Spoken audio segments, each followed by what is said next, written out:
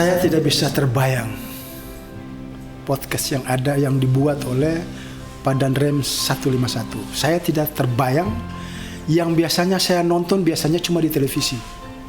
Saya tidak terbayang bahwa di Maluku itu ada seperti ini. Itu tidak terbayang saya. Makanya tadi dari beberapa waktu yang lalu ketemu sama Pak Dan Rem ngomong bahwa mau podcast saya macam kayak tanda tanya begitu, antara ya dan tidak, percaya dan tidak. Podcast seperti apa, ruangannya seperti apa, apakah seorang Pak Dan Rem ini punya kemampuan seperti itu? Enggak. Saya bertanya-tanya, sampai tadi pun juga saya bertanya-tanya, tetapi luar biasa. Saya apresiasinya luar biasa, dan begitu saya masuk di dalam ruangan ini, saya kagetnya minta ampun. Kaget saya minta ampun. Gitu. Dan saya merasa terhormat dan saya sangat bangga bahwa saya bisa hadir dan ditampilkan di sini.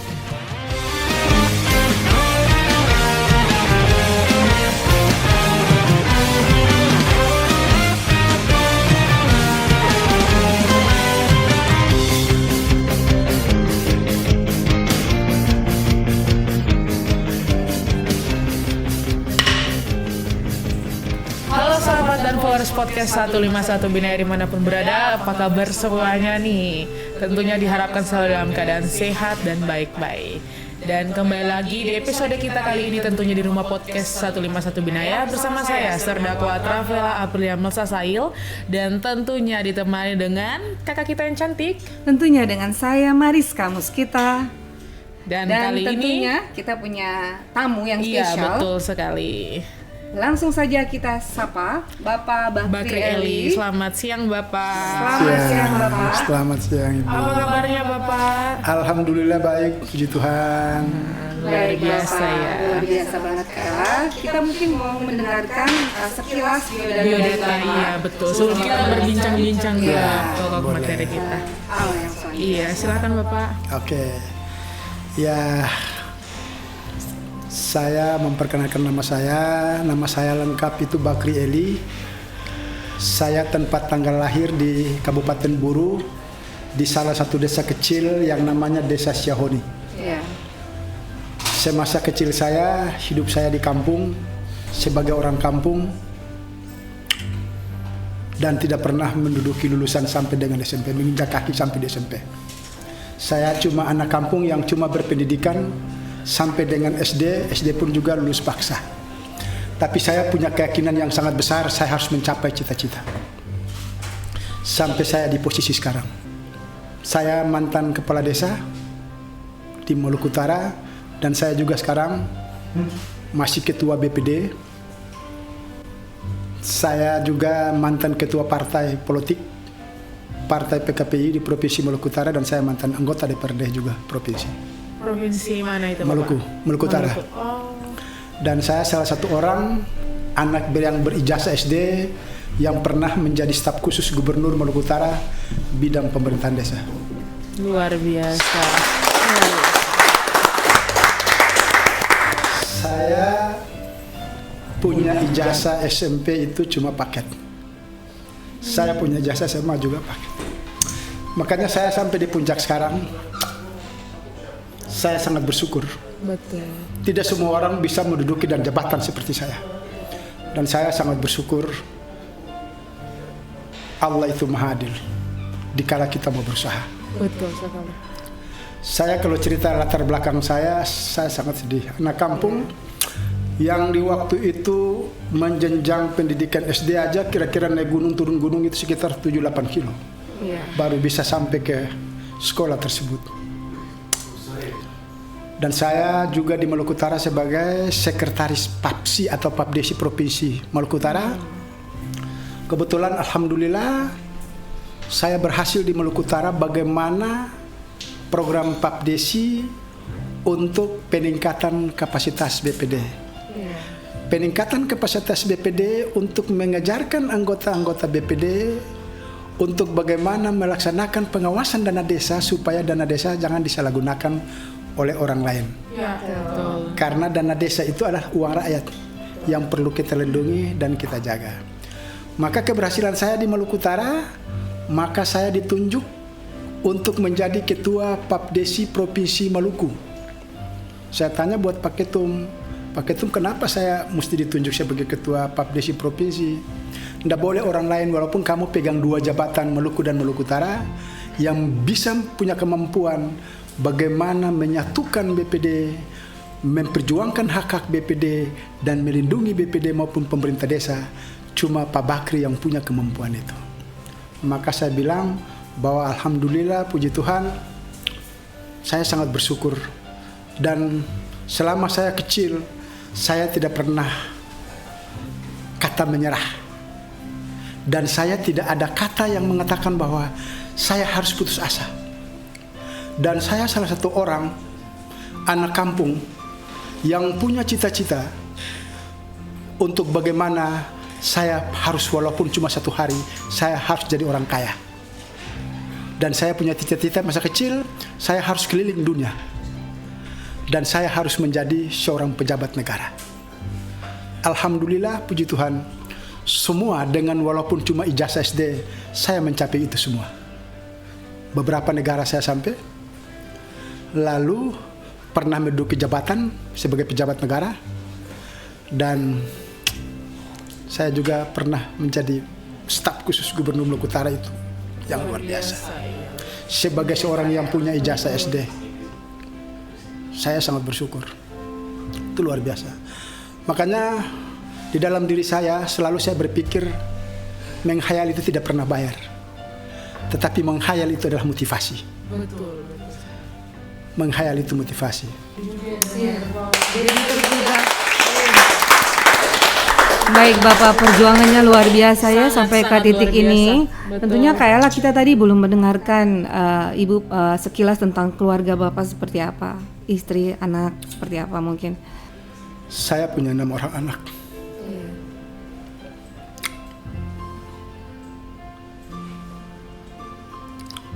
Tapi dengan istri yang berbeda.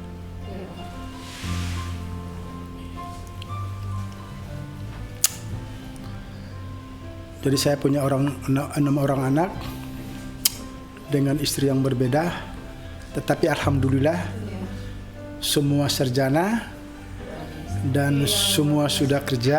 Ada yang memang belum kerja tapi tinggal 1. Insya Allah dikala Allah berkenan, Tuhan berkenan, ya pastilah mereka akan pasti bekerja. Dan saya sebagai orang tua, sebagai bapak, punya tugas bagaimana kalau dikala saya tidak punya pendidikan yang layak seperti orang lain, bagaimana anak saya harus saya melebihi daripada saya. Anak-anak saya harus lebih daripada saya. Saya tidak mau anak saya bodoh. Saya selalu berkata kepada anak-anak saya, apa yang kalian minta dari saya?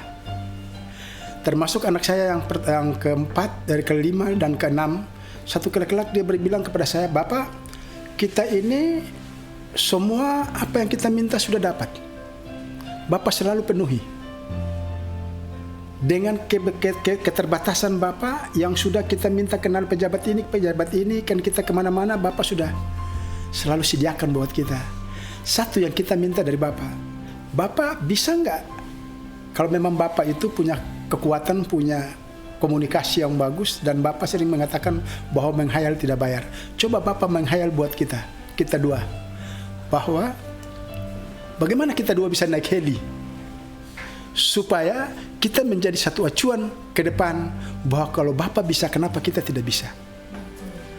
Di waktu itu anak saya 2 itu berkata seperti itu, bagaimana Bapak bisa kasih naik kita heli? Saya saking berpikir, kadangkala sadar dan tidak sadar, kok orang kaya saja belum tentu bisa naik heli, apalagi saya orang kampung, saya orang hidup pas-pasan. Tetapi saya yakinkan saja kepada diri saya punya jaringan, saya punya komunikasi, dan saya punya Tuhan, saya punya Allah. Insya Allah doa anak-anak saya, permintaan anak-anak saya bisa terkabulkan. Alhamdulillah doa saya di waktu permintaan anak saya mungkin kurang lebih 2 bulan lebih sedikit, ada teman saya mau calon bupati di Kabupaten Seram di Halmahera Barat. Dia kebetulan saya ketua sekretaris Papsi Provinsi, kebetulan saya juga kepala desa. Beliau undang saya berdiskusi bagaimana beliau mau calon bupati di Kabupaten Halmahera Barat. Mumpung beliau itu punya heli, maka beliau ngomong sama saya, kalau memang bisa saya bermitra dengan Pak Ketua, Pak Sek, saya akan siapkan fasilitas. Saya tanya fasilitasnya apa? Pak Sekretaris Papdesi mau fasilitas apa? Karena Maluku Utara khususnya di daerah Halmahera Barat, itu dia juga daerah pulau-pulau. Tidak ada jalan. Maka satu-satu jalan transportasi adalah helikopter. Lalu begitu dia tawarkan, saya bilang sama calon bupati, Pak Dani Misi namanya. Pak Dani, apakah Pak Dani punya heli? Oh ada. Saya kebetulan punya perusahaan kerjanya di Irian, kita punya heli. Kalau memang Bapak mau, Bapak bersedia bekerja sama dengan kita punya heli, nanti kita datangkan. Alhamdulillah, sementara kita ngomong, diskusi panjang, 2 minggu kemudian heli itu akan tiba. Heli itu akan tiba dan saya persembahkan kepada anak saya. Itu yang luar biasa. Baik Pak, tentunya Pak Dani Misi ini yang dulu pernah menjabat sebagai Bupati Jailolo ya? Betul. Siapa? Tentunya sangat menggugah sekali ya ceritanya. Ya mungkin Bapak selanjutnya kita mau mendengarkan tanggapan Bapak dengan rumah podcast yang dibangun oleh Pak Danrem 151 Binaya. Silakan Pak. Saya tidak bisa terbayang podcast yang ada yang dibuat oleh Pak Danrem 151. Saya tidak terbayang yang biasanya saya nonton biasanya cuma di televisi. Saya tidak terbayang bahwa di Maluku itu ada seperti ini. Itu tidak terbayang saya. Makanya tadi dari beberapa waktu yang lalu ketemu sama Pak Danrem. Pak Danrem ngomong bahwa mau podcast, saya macam kayak tanda tanya begitu. Antara ya dan tidak, percaya dan tidak. Podcast seperti apa? Ruangannya seperti apa? Apakah seorang Pak Danrem ini punya kemampuan seperti itu? Enggak. Saya bertanya-tanya. Sampai tadi pun juga saya bertanya-tanya. Tetapi luar biasa. Saya apresiasinya luar biasa, dan begitu saya masuk di dalam ruangan ini, saya kagetnya minta ampun. Kaget saya minta ampun. Gitu.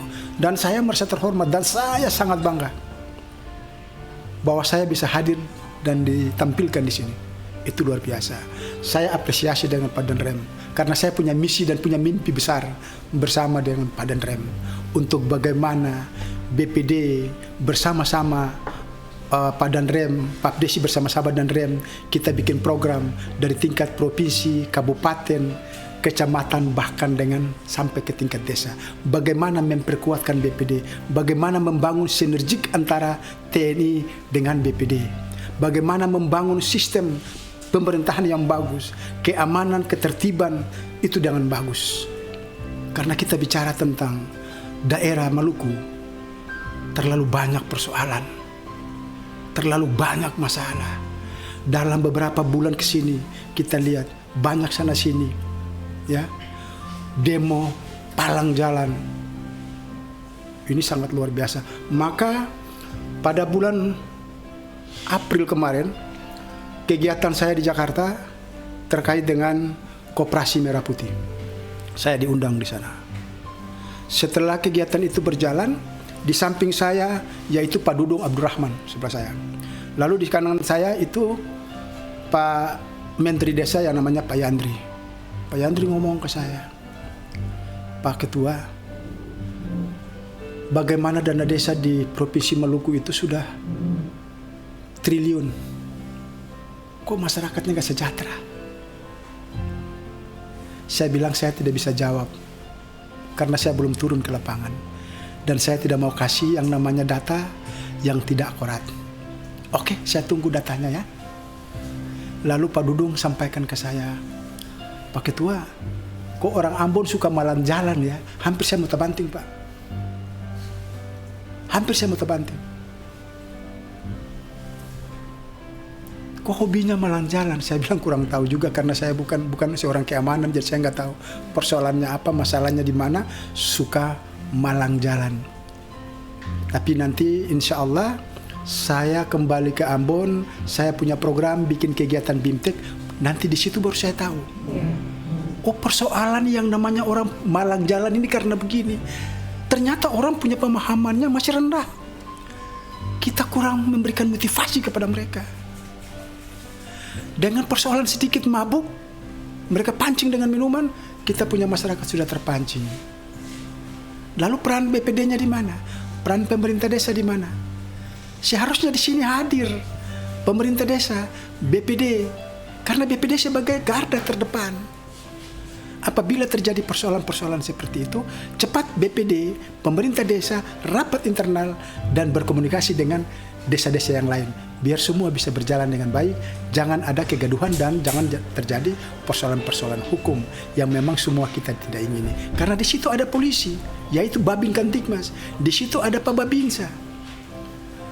Tapi mungkin saja karena SOP-nya kurang begitu mungkin mantap atau bagaimana, ya mudah-mudahan makanya saya bermimpi satu kali kelak saya bisa duduk dengan Pak Danrem, kita bisa berbicara lebih terbuka, mungkin juga dengan Pak Pangdam kita bisa berdialog, bisa berkomunikasi, supaya ke depan keinginan saya sebagai Ketua Papdesi Provinsi Maluku bahwa Maluku itu lebih baik dan Maluku itu lebih aman, supaya ke depan semua para investor datang mau menanamkan modal di Maluku, mereka tidak akan takut. Kira-kira seperti itu. Baik Pak. Kakak Ella? Iya. Kamu dengarkan pesan? Mungkin Bapak ada pesan buat masyarakat Maluku ya, terkait dengan Bapak sebagai Ketua BPD, supaya seperti apa yang tadi Bapak sampaikan ya, para investor itu tidak takut untuk datang berinvestasi di Maluku. Iya. Ya. Pesan saya buat masyarakat Maluku, mudah-mudahan apabila ada persoalan-persoalan di desa, kita bisa berkomunikasi dengan pihak Babinsa maupun Babin Kantipmas, karena kita punya di desa. Yang banyak persoalan-persoalan yang terjadi itu kan di desa. Harapan saya sebagai Ketua Papdesi Provinsi Maluku agar supaya BPD dan pemerintah desa betul-betul peran aktif dengan bekerja sama bersama-sama Babinsa maupun Babin Kantipmas. Insya Allah kalau 4 pilar ini dia sudah bekerja bekerja maksimal, saya yakin tidak ada lagi persoalan-persoalan yang terjadi di desa. Saya pastikan itu. Karena kenapa? Babinsa sudah main dia punya peran. Lalu Babin Kantipmas sudah bermainkan dia punya peran tentang bagaimana apabila orang itu kalau bersalah pasti hukumannya seperti ini. Peran pemerintah desa menyampaikan kepada masyarakat terkait menyangkut dengan apabila seseorang masyarakat melaksanakan sesuatu yang melanggar hukum, pasti akan terjadi seperti ini. Begitupun juga BPD sebagai lembaga kontrol, budgeting, dan pengawasan. Tugas dia untuk apa? Tugas dia untuk bagaimana apabila pemerintah desa kurang begitu respect atau kurang begitu bagus dalam mengambil momen yang harus dia laksanakan dan dia kerjakan, BPD punya tugas untuk memanggil kepala desa, mempertanyakan, meminta klarifikasi terkait dengan persoalan-persoalan yang terjadi di desa. Karena tugas BPD itu sebagai lembaga kontrol, sebagai lembaga budgeting, dan sebagai lembaga pengawasan. Sebagai lembaga kontrol itu sudah diatur dalam undang-undang nomor 6 maupun PP 43 maupun perubahan PP 43 menjadi PP 47 maupun perubahan kedua Undang-Undang nomor 6 menjadi Undang-Undang nomor 3 tahun 2024. Itu tugas BPD. Dan BPD juga diatur di dalam Permendagri yang khusus, yaitu Permendagri 110 tentang fungsi dan tugas BPD. Karena dalam undang-undang dia bilang bahwa desa itu otonom. Kalau desa otonom itu berarti desa itu berdiri sendiri dan desa itu ber-APBDes. Kalau desa ber-APBDes berarti desa itu harus, kata orang Ambon bilang, mencari sendiri, cari akal sendiri, cari uang sendiri, membiayai dia punya diri sendiri. Harapan saya mungkin BPD dan pemerintah desa bisa membaca regulasi dengan baik. Itu kira-kira. Biasa kita berikan tepuk tangan. Baik, mungkin informasi yang Bapak Berikan. Iya, Bapak Ketua Papdesi ya. Papdesi, Pak Bakri. Iya, betul. Sungguh luar biasa. Semoga memberikan motivasi tersendiri untuk masyarakat Maluku, terutama untuk yang BPD ya. Jadi untuk masyarakat Maluku, mungkin ada apa yang perlu dibicarakan secara khusus, langsung saja ke BPD di desa tersebut. Iya. Mungkin saya bisa tambah sedikit. Iya. Boleh Pak. Satu hal juga yang perlu saya tambahkan juga, bahwa saya dilantik di tahun 2023 di Kota Ambon. Keinginan saya bahwa bagaimana merubah mindset kita punya BPD maupun pemerintah desa. Saya butuh dukungan daripada pemerintah provinsi maupun kabupaten kota.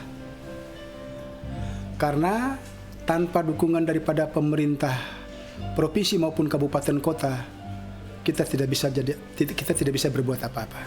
Walaupun organisasi PAPDESI ini adalah organisasi di bawah kementerian.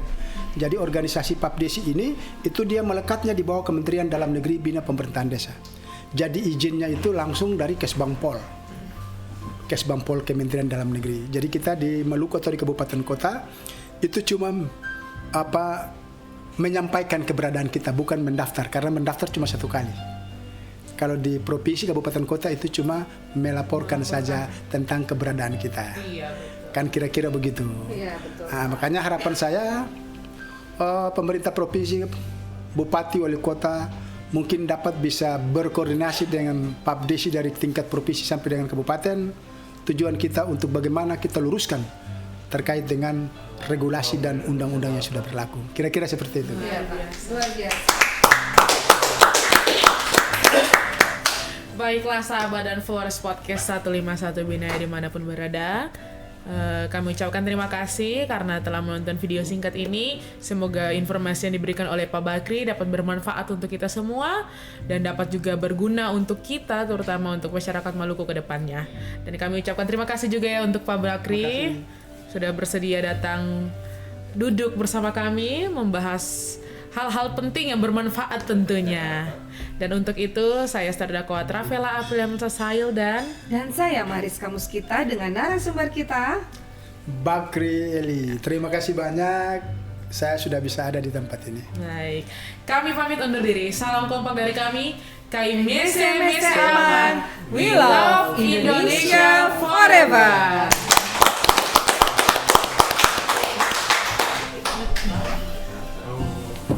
Terima kasih Bapak. Terima kasih. Terima kasih Pak.